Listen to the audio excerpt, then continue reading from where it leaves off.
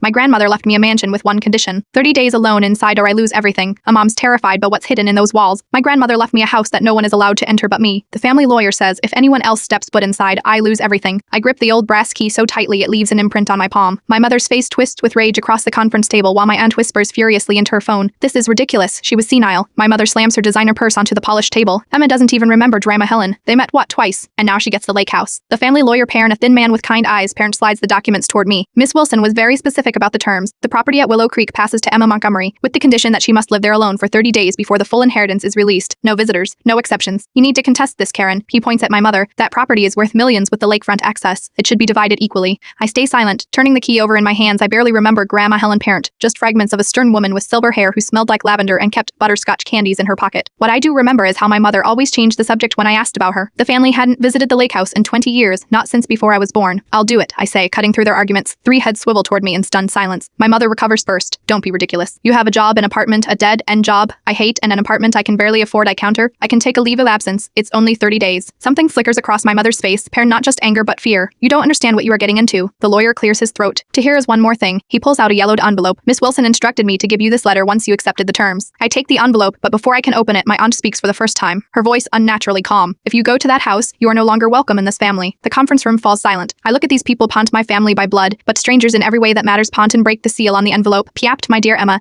*sen, they will try to stop you. They will lie. Trust no one until you find the truth I've hidden for you. What was stolen can finally be returned, *sen. The answers are in the walls, **, Helen. I fold the letter and stand pocketing both it and the key. I guess I'll see you all in 30 days. My mother's voice follows me to the door. Emma, that house is dangerous, please. But I am already walking away toward a mystery that's waited 20 years to be solved. The road to Willow Creek curves through dense forest before revealing glimpses of silver blue water. GPS lost signal 20 minutes ago, but the lawyer's hand-drawn map hasn't steered me wrong yet. When I finally see it, the house is nothing like I expected. No grand lake mansion, just a weathered Victorian with faded blue paint and a wraparound porch. Yet here is something magnetic about it, perched on its small peninsula with water on three sides. I park my overloaded Honda and sit for a moment watching the house like it might move. The nearest neighbor must be a mile away through the woods. Perfect isolation, just what Grandma Helen wanted for me. A knock on my window makes me jump. An older man with a sheriff's badge stands outside, face creased with suspicion. You must be Helen's granddaughter. His voice is gruff when I step out. I am Sheriff Hayes. Known your grandmother 40 years. Nice to meet you. I offer my hand, which he shakes firmly. Folks in town are curious. Why Helen's place suddenly has a visitor after being empty so long. Family inheritance issue. I am staying for a month. He nods slowly. He hands me a card, my number, Chell reception spotty, but it works from the dock if you need anything. Is there something I should know about this place? His expression gives nothing away. Just be careful, old houses have secrets. He tips his hat. I'll check in next week. Your grandmother would want me to keep an eye out. As he drives away, a prickling sensation crawls up my spine. I grab my suitcase and approach the porch steps. The key slides into the lock with surprising ease. As if the house is eager to let me in, the door swings open to reveal hardwood floors and antique furniture draped in white sheets. Dust motes dance in sunbeams streaming through lace curtains. The air smells of cedar and something else, old paper, perhaps, or dried flowers. I wander from room to room, pulling sheets from furniture, opening windows to chase away the mustiness. Each room feels frozen in time. A vintage kitchen with a cast iron stove, a formal dining room with crystal still in the cabinet, a study lined with books. In what must be Grandma Helen's bedroom, I find a vanity with silver-backed brushes and empty perfume bottles. The bed is made with hospital corners, as if she just stepped out for a moment. The house is beautiful, but feels watched. Every creak and settling noise makes me turn, expecting someone. The mirrors reflect oddly, showing shadows that don't seem to match the room's lighting. As the sun sets, I unpack in the smallest bedroom, the only one that feels comfortable. Written on the wall beside the bed, barely visible beneath layers of paint, is a child's handwriting. Mom was here. My mother? I trace the letters, trying to imagine her as a child in this house. Why would she never talk about this place? The last of my unpacking reveals what I'd almost forgotten. The framed photo I found while cleaning out my apartment. It shows my mother as a teenager, standing beside a much younger Grandma Helen and another girl, maybe 12, with dark braids. None of them are smiling. On the back, faded pencil reads, Karen, Helen, and Lily, last summer. I've never heard of anyone named Lily. Before I can examine it further, the lights flicker, then go out completely. Standing in the sudden darkness, I hear what sounds like footsteps upstairs, parent in a part of the house I haven't explored yet. Hello? My voice echoes through empty rooms. Is someone there? Only silence answers. But when lightning flashes, illuminating the hallway for a split second, I swear I see a small figure at the top of the stairs. Then darkness again, and I am fumbling for my phone's flashlight, heart pounding. By its weak glow, I make my way to the kitchen, finding candles and matches in a drawer. As I light them, a tapping starts, pant, gentle but persistent, parried against a window somewhere deeper in the house. Just the coming storm, I tell myself. Just the wind and branches, but as thunder rolls across the lake, I can't shake the feeling that Grandma Helen didn't just leave me a house. She left me with whatever paired or whoever paired still lives in it. Morning brings sunshine and embarrassment over my midnight fears. The house seems cheerful with light streaming through every window, turning dust motes into floating gold. I explore systematically, now taking inventory. The kitchen cupboards contain ancient canned goods and preserves with handwritten labels. The living room bookshelves hold leather-bound classics mixed with worn paperbacks. Nothing seems valuable enough to cause such family drama. The attic door is locked and my key doesn't fit. I make a mental note to look for the right key later in town. Willow Creek proves to be a picture-perfect lakeside community, parent, one main street with shops, a diner, and curious stares, following me everywhere. You are Helen Wilson's granddaughter? The cashier at the general store states rather than asks as she rings up my groceries. Her name tag reads, Judy. I'm staying at her house for a while. Judy studies me with undisguised curiosity. Brave girl. Most folks wouldn't spend a night there alone, because it's isolated, because of what happened. She leans forward, but I suppose family wouldn't talk about that. Before I can ask what she means, the bell above the door jingles. A man about my age enters, and Judy straightens immediately. Morning, Dr. Bennett, she calls with forced brightness. He nods politely, then notices me. Recognition flashes in his eyes. You must be Emma Montgomery. News travels fast, I say. Small town, he extends his hand. Alex Bennett, I was your grandmother's doctor toward the end. His handshake is firm, his smile genuine. Helen talked about you a lot in her final months, said you were the only one who might understand. Understand what? His eyes flick to Judy, who's making no effort to hide her eavesdropping. I am finished with patients for the morning. At the diner across the street, Alex orders for both of us paired. Trust me, Marie makes the best blueberry pancakes in 3 counties turn, and then grows serious. Your grandmother was a complicated woman lady, but troubled especially after what happened with Lily. I tense. He studies me carefully. You really don't know, do you? Lily was your mother's sister, your aunt? That's impossible. My mother's an only child. Not originally. Alex sighs. Lily drowned in the lake behind your grandmother's house in 1989. She was 12. Your mother was 16. The photo, the girl with dark braids. What happened? The official story is that she snuck out swimming alone at night. But there were complications. Rumors your grandmother and mother left town right after the funeral and didn't return for nearly 2 decades. My phone buzzes with a text from my mother. Coming to get you tomorrow. This has gone far enough. I show Alex the message. Your family really doesn't want you there, he observes. Why? What are they hiding? I only know what your grandmother told me. She believed Lily's death wasn't an accident and that the truth was still in that house somewhere. He hesitates. She also suffered from paranoid delusions near the end. Insisted Lily was still in the house, trying to communicate. Back at the house, I search with new purpose, looking for any sign of Lily. In a hallway closet behind winter coats, I find a small door I'd missed before. It opens to a narrow staircase.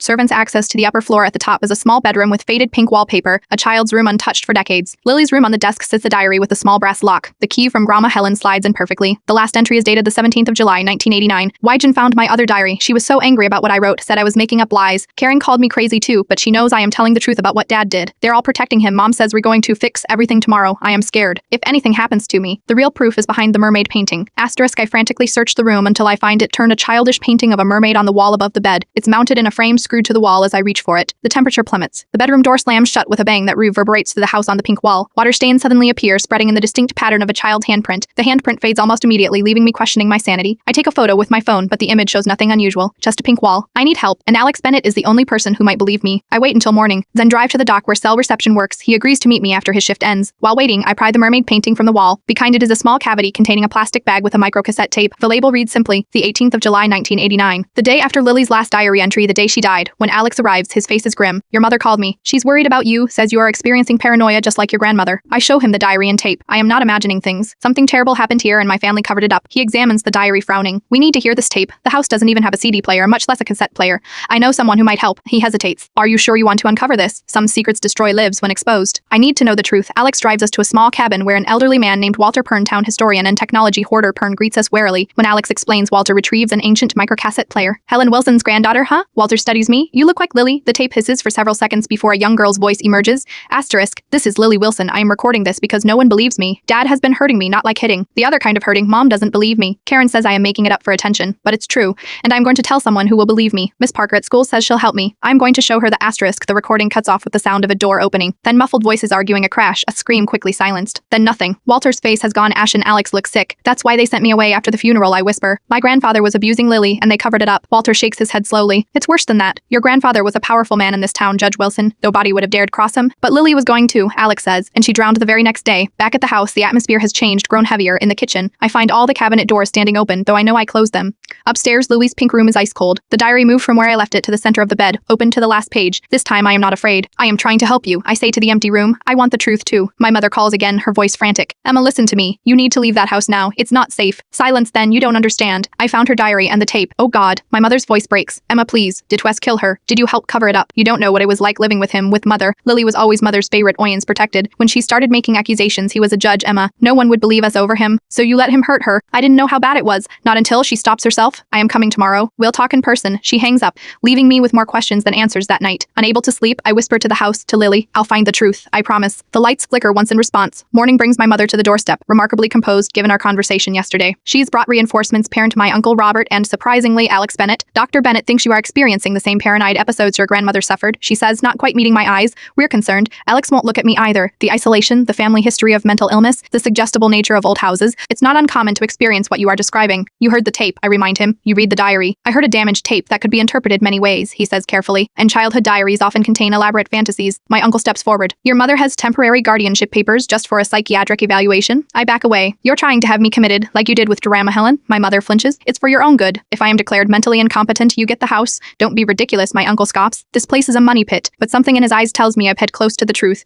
Here's the tape, Emma, Alex asks gently, and Lily's diary. The doctor would want to see those, and suddenly I understand. Last night after I'd fallen asleep, Alex had gone to Walter's cabin. He'd called my mother. They'd made a plan. You are working with them, I whisper. Walter told you something, didn't he? Something about what's really in this house? Emma, you are not well, Alex insists. Reaching for my arm, I jerk away. Don't touch me. I look at my mother. Grandma, Helen knew the truth, didn't she? That's why you had her committed when she moved back here. She was going to expose what really happened. My mother's face hardens. You have no idea what you are talking about. Mother was delusional for years, insisting Lily was still in the house, that she was communicating with her. And what if she was right? I back toward the stairs. The condition that I stay alone for 30 days. She wanted me to find the truth without interference. The truth. My mother laughs bitterly. You want the truth, fine. Lily killed herself because of her wild accusations. She couldn't face that no one believed her, so she swam out into the lake at night and drowned herself. Mother never accepted it. She spent the rest of her life torturing herself, porn and us porn with conspiracy theories. That's not what the tape suggests. What tape? My uncle steps forward aggressively. There is no tape. You are having delusions just like Helen did. I realize they don't know I've hidden the tape and diary. Walter didn't tell them everything. I think you should leave. I say with more confidence than I feel. All of you. We're not leaving without you. My mother insists. Then I'll call Sheriff Hayes. Round how you are trying to violate the terms of Dramama's will by forcing me out. My uncle laughs. Hayes has been on our payroll for decades. Who do you think helped cover up Lily's accident? My mother shoots him a warning look, but it's too late. So it wasn't suicide, I say quietly. What really happened to Lily? The house seems to hold its breath waiting. Alex breaks first. Your grandfather was going to be exposed. Lily had evidence-paired photos she'd taken with a camera she hid in her room. She was planning to take them to her teacher. Helen found out. My mother continues, voice hollow. She confronted father. There was a struggle. Lily tried to intervene and ache. Grandpa killed her, I whisper. It was an accident, my uncle insists. He pushed her away and she fell, hits her head on the fireplace. And then what? My voice rises. You just dumped her body in the lake. The silence confirms my worst fears. That's why Grandma Helen insisted Lily was still here, I realize. Because she is. You never gave her a proper burial. Her spirit is trapped in this house. My mother's face crumples. Emma, please. Some things are better left buried. Get out, now. Or I start making calls to every news outlet and law enforcement agency that isn't on your payroll. You have no proof, my uncle snarls. Don't I? I bluff.